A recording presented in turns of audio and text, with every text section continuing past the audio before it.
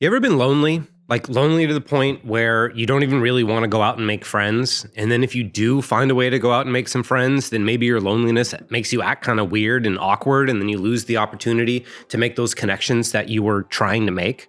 Or maybe you do make the connections and then somehow your loneliness persists, even though you have people in your life.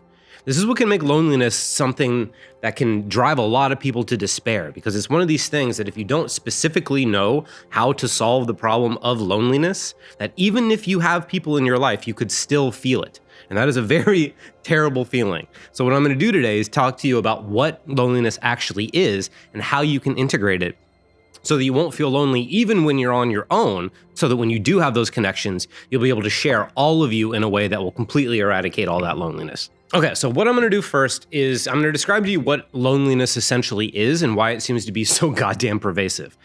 In my experience of integrating loneliness, what I learned is that you can feel lonely even when you're around someone else, because specifically what's happening is there is a part of you that you are not bringing to the connection. There's a part of you that you think that if other people saw it, they wouldn't like you, they would reject you, they would do whatever. And maybe it's a key part of your personality.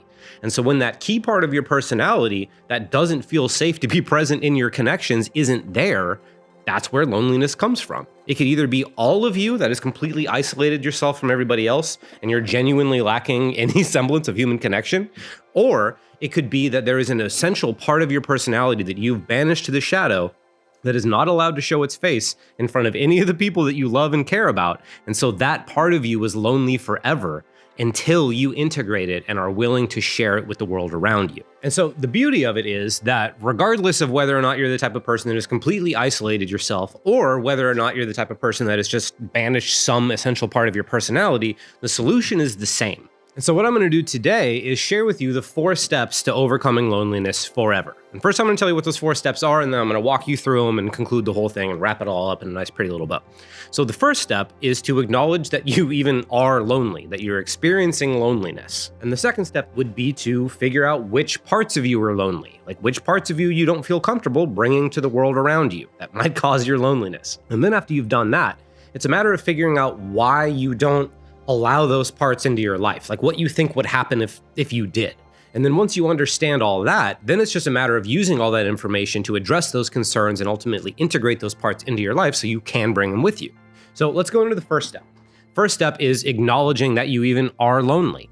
And this can be extremely difficult because loneliness is not an easy or fun thing to admit to. It can come along with a lot of judgments. It can come along with a lot of identity statements, like I'm lonely because I'm broken, or I'm lonely because I suck. I'm lonely for whatever reason.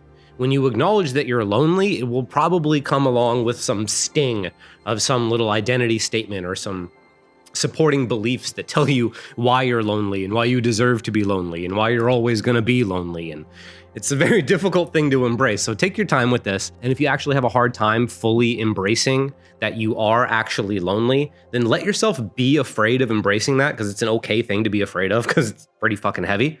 And then once you're okay with the fact that you're afraid of admitting to it and that's all dealt with, then eventually you'll be able to admit to it, and then you'll be able to do some of the deeper digging. Okay, so now on to the second step.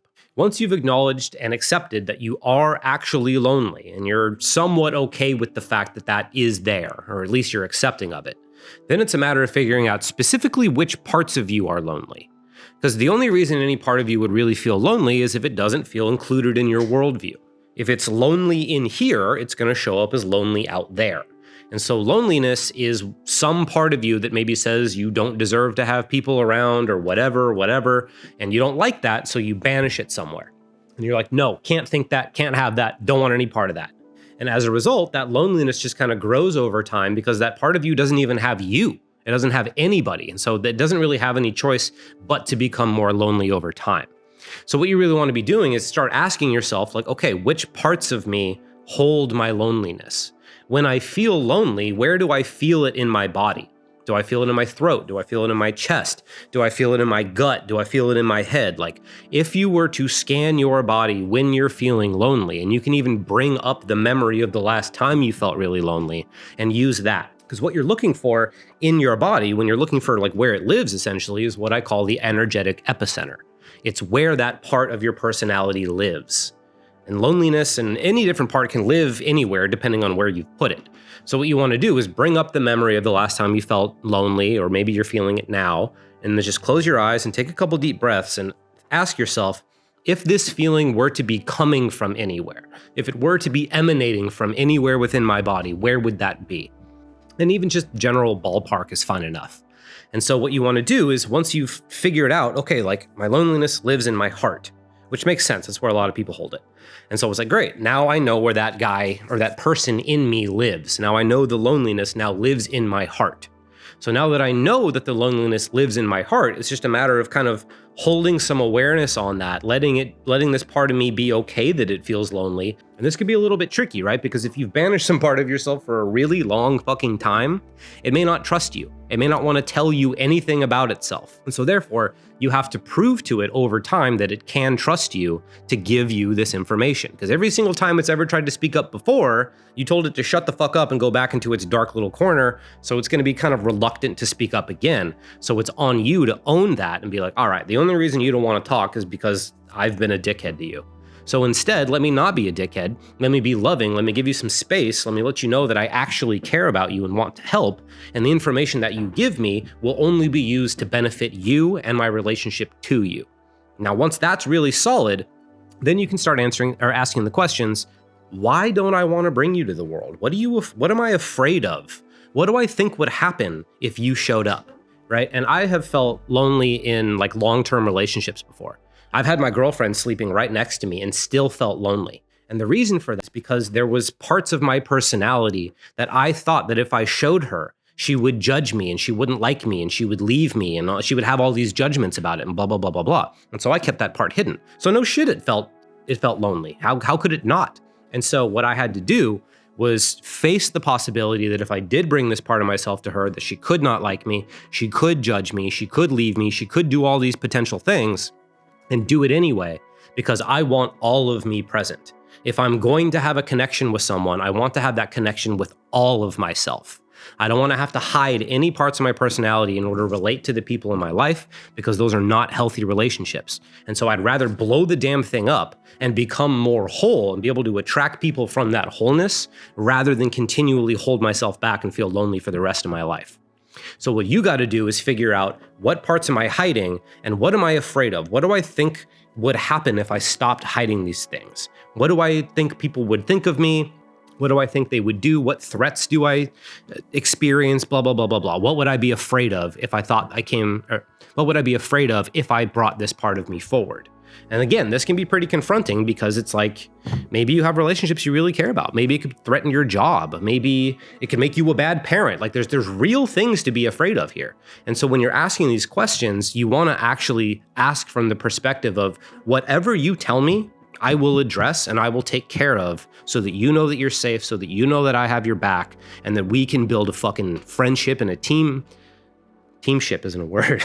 So that we can build a friendship and a relationship and actually a team dynamic where we're constantly benefiting each other.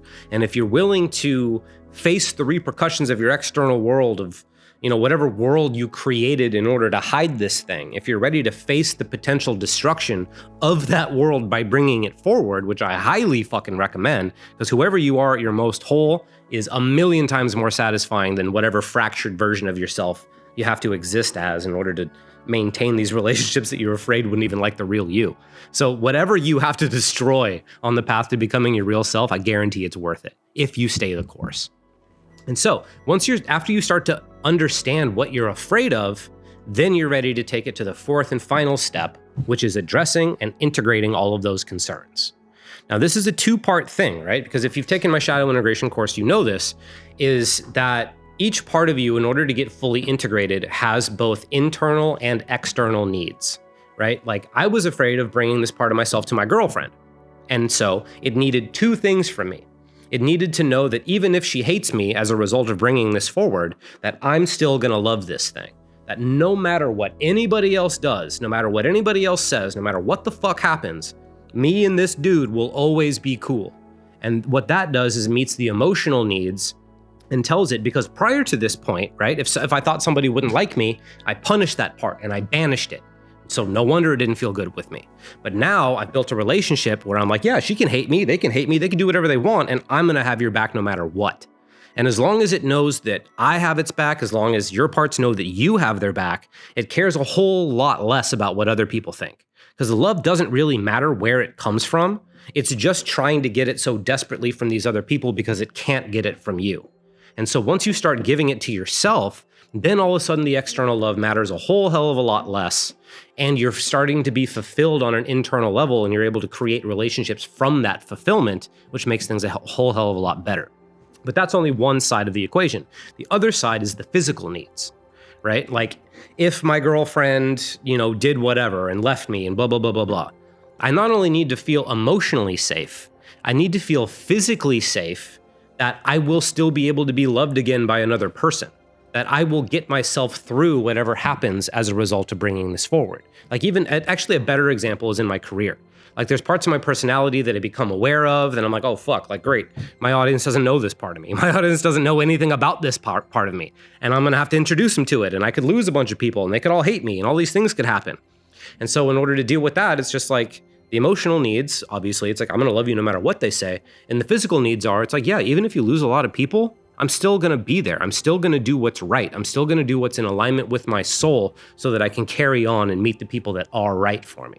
And when you know that you're gonna be taken care of on an emotional level and on a physical level, right? Because like when it comes to like loneliness and things, another physical example is you wanna be able to say like, yes, even if they do leave, I will make sure that you're emotionally taken care of. But on the physical level, I will actually pay attention to who these people are, and I won't build relationships with people that I don't think are gonna like you or be good to you or love you or support you and blah, blah, blah, blah, blah. I will only get into relationships with people that treat you the way that I treat you. And I will use our relationship as a reference point for who I want in my life and who I don't. That's how you meet the physical needs. Because this part of you is afraid it's gonna be lonely, it's afraid nobody's gonna love it. And so you gotta make sure that you create a world in which that's taken care of. But even if for some reason some shit does happen, it's still gonna at least be emotionally and physically taken care of. And once you meet those emotional and physical needs over a long enough period of time, that part of you stops worrying, and it stops even having to be a conscious thought. It eventually unconsciously starts to just trust that you're gonna be there and trust that you're gonna take care of it. And so when it used to unconsciously make you feel lonely all the time and potentially make you like hide yourself from your relationships or maybe even blow them up to prove that you deserve to be lonely or whatever, instead of having to do all of that, it now trusts that being with other people and being with you is safe and it's okay. And it starts to feel secure in that, to the point where it doesn't even have to think about it anymore. It becomes second nature. And those thought patterns can fade back into the unconscious as the healthier version of themselves. And that's what integration is. Integration is what happens when you take a part of you that's scared and you make it feel so safe and so taken care of that it doesn't even have to question it anymore, and hasn't had to question it for so long that it just kind of starts to take it for granted that you're a good person and you're going to be there, and that it can love you and it can be loved by you. And that's what integration is. So if you want to overcome and integrate your loneliness, you have to first accept that you're feeling it. And then you have to find the parts of you that are holding it and know that the only reason they're feeling that is because you haven't loved them and you haven't incorporated them into your personality, into your relationships, into your communities, into whatever else. And then figure out why you've been doing that. Like what you think would happen if you did introduce this part to your friends or your family, your community, your business, whatever. Deal with those fears on both an emotional and physical level long enough for that to become trustable. And then you will have set a baseline for yourself where all the different parts of your personality feel included. They feel loved. Now, obviously, that's not enough to meet all of our needs. We're social creatures. We still need love from other people. We still need fulfilling relationships. I think the statistic is something like somebody with a really strong community is expected to live like damn near 30 years longer than somebody who doesn't have a strong community. So these things are really important. And so this isn't supposed to turn you into this like completely self-sufficient, I don't need anybody, I'm completely independent, fuck everybody, I can do everything on my own kind of person, because that's dumb and I wouldn't want you to be that, and that's not fulfilling and it's not even good for you. But instead what it gives you is the baseline foundation of not feeling desperate for these things, so that you don't fall for people that are bad for you. You don't get led down these places that are promising to meet your needs but don't care about you and don't treat you well and blah, blah, blah, blah, blah. You'll have the baseline of what true, solid, unconditional love feels like from within yourself. And then if other people bring you anything else, you'll know, because you'll be like, I know what real love feels like. That's not that. You don't get to come in. And then when you have that baseline, it's like, I know what real love feels like, and you're bringing that shit. So you should stay close. I like you. And then that helps you build the relationships that are actually good for you, that are going to be mutually beneficial. They're going to help you thrive and become the person that you really want to be in the community that you want to be, and feel included in it, all of you, without having to feel lonely. So it's not going to like cure you of your need for connection, because you shouldn't be cured of that in the first place, but it will cure you from your desperate need for connection and all the ways that that desperate need causes you to show up in a way that actually pushes it away. You can deal with all that, create wholeness and harmony within your internal community, and then it will show up in your external communities as well. So this is a big topic. There's a lot to talk about. It's complicated and deep. So I'm happy to answer any of the questions you have about it. But this is how you cure loneliness in 4 fucking steps. I'm Chris Orozco. I love you, and I'll see you next time.